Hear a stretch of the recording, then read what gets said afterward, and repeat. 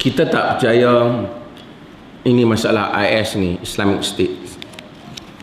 Ada beberapa perkara. Kalau kita silap, kita mohon keampunan kepada Allah. Pertama, tuan-tuan pun tengok saya forum dengan Tan Sri Zaman Khan dalam RTN live tentang Islamic State. Pertama ialah kita kena tahu, bila kita nak fahami satu pemikiran, satu benda yang berlaku, kita kena fahami latar belakang keadaan. Contoh, kita tengok-tengok suami kita marah, dia bukan seorang pemarah, jadi kita nak kena tahu pasal apa dia marah, kan? Mungkin dia ada masalah di tempat kerja dia ke, mungkin kita provoke dia, kita tak perasan ke, ataupun kita buat benda. Kita kena tahu keadaan yang mencetuskan suasana tu. Bila budak-budak zaman ni jadi anti-sosial, susah. Anak tuan-tuan, anak saya pun kecil-kecil je, dia pun pandai dah main ni. Kecil lagi, 2 tahun setengah dia boleh main dah. Dia boleh buka handphone kita, dia boleh pergi cari semua apa yang dia nak. Kita dulu dah, orang tua-tua, bukanlah sebahagian tuan-tuan mungkin zaman kan, masa awal komputer main, komputer besar, nak buka pun takut meletup ni, kan? Nak tekan pun takut. Betul ke ni, kan? Program Word tu lagi masa tu, kan? Itu disket jenis kepin, kan? Bunyi krek kan? Sekarang tak main semua cloud lah sekarang. Hebat teknologi. So kita kena tahu apa yang melatari sesuatu pandangan, sesuatu. Sebab tu bila orang dalam siapa belajar buat PhD, master PhD, bila dia kaji tentang tokoh, dia kena bagi tahu zaman kelahiran tokoh tu. Dia lahir pada zaman apa? Kenapa dia jadi macam tu? Apa yang menyebabkan, yang mendesak dia untuk jadi pejuang seperti itu? Apa yang mendesak dia untuk membentuk cara fikir dia? Dia mesti ada latar dia. Sama juga ISIS dan seumpamanya IS ke apa, sama aja. Kita kena tengok zaman yang ada pada hari ini. Pertama, adanya hegemoni barat yang sangat tak adil pada dunia. Dunia Islam corot. Dunia Arab tak boleh diharap. Nak harap siapa? Tak ada contoh teladan yang baik, saya sebut. Contoh teladan tak ada. Arab Saudi tak boleh nak harap. Mesir lagi tak boleh harap. Kalau Firaun bangkit balik, Firaun kata aku bagi pada hangpa. Tu saya kata orang duk melawat Mesir. Barat, orang barat pelancong banyak Mesir. Bukan kerana nak melawat orang Mesir, tapi kerana nak melawat warisan Firaun. Piramid, khazanah Firaun. Firaun bagi duit kat rakyat Mesir. Jahat-jahat Firaun. Betul? Apa yang orang Mesir buat? Sungai Nil yang bersih, depa zaman Firaun tu, Firaun teruklah pergi mengaku dia Tuhan. Depa pergi campak segala sampah sarap atas muka bumi ni, campak situ. Di dunia barat yang kita komplain tak beriman dengan Tuhan, sungai depa jaga bersih. Manusia gaji 2,000, potong 5 pound, 2,000 pound, potong 5 pound untuk sungai. Kebanyakan mereka potong 3 pound untuk alam, potong 4 pound untuk haiwan. Peruntukan gaji mereka, dia kira tahunan. Setahun kalau dapat 60,000 pound, potong sampai 40%. Negara potong 40% daripada gaji tu. Hak tu yang duk pergi bagi kat orang miskin, ada rumah apa semua. Setakat kita pergi cerita kat mereka zakat membantu masyarakat, dia tak heran. Pasal dia bantu dah.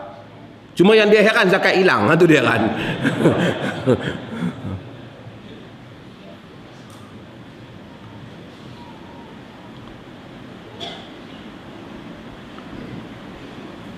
Mesir.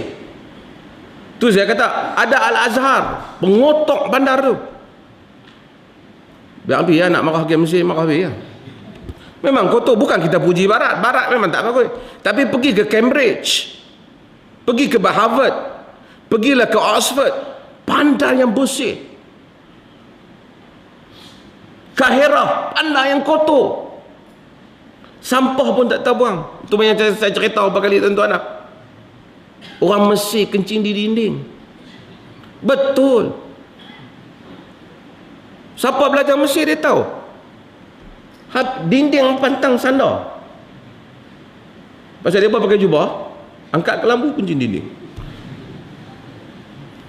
Tu kata Presiden Perancis pergi tengok Mesir. Weh, apa rakyat hang dok buat ni? Tanya Husni Mubarak. Saya tengok. Pipi tengok. Teruk rakyat Mesir ni, kita duk kencing di dinding, buat malu lah. Dia kata apa rakyat hang tak bertamadun? Husni Mubarak diam.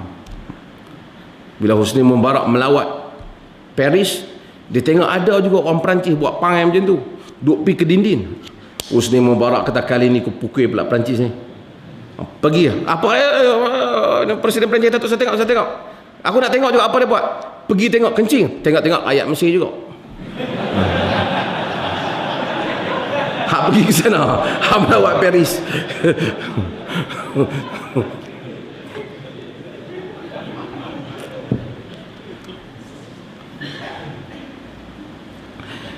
Apabila kita tak tahu menjaga diri kita sendiri, negara penuh dengan korupsi, tak terurus, orang tak boleh nak percaya, rakyat tak percaya. Arab Spring, kebangkitan Rabi'ul Arabi, kebangkitan Arab, bukan golongan Islam saja. Ini juga kesilapan Ikhwanul Muslimin. Apabila dia ingat orang Islam yang nak Islam, bukan yang nak Islam, nak negara Islam yang buat. Semua pakat bangkit kerana orang dah jemu. Sebab tu kita bila duk fikir orang nak tukar kerajaan, nak tukar apa, kita jangan fikir orang nak Islam, dia jemu. So kita kena expect lah, jangan kita underestimate apa yang dia mau. Pasal orang dah jemu, makanan tak ada, duit, pemimpin jadi kaya raya, rakyat miskin. Satu hal tu sudut pembiayaan Arab, tak boleh harap. Barat pula, Barat kempen demokrasi, tapi demokrasi yang dia mau je. Israel bom Gaza, seluruh dunia tengok kekejaman tu. Amerika berpihak dengan Israel, punya kalah kejam Israel daripada rakyat Palestin. Tak ada pun Barat berpakat nak pergi bom Israel. Tiba-tiba bila ISIS ni kononnya kejam kepada rakyat Iraq, dia pun datang untuk pergi bom bagi menyelamatkan manusia dan kemanusiaan dan menegakkan keadilan dan demokrasi. Bashar al-Assad bunuh punya banyak. Mereka tak bertindak kat Bashar al-Assad. Nuri Maliki pada zaman pemerintahan dia, dia tindas kaum Sunni, dia bunuh kaum Sunni di Iraq. Mereka tak bertindak.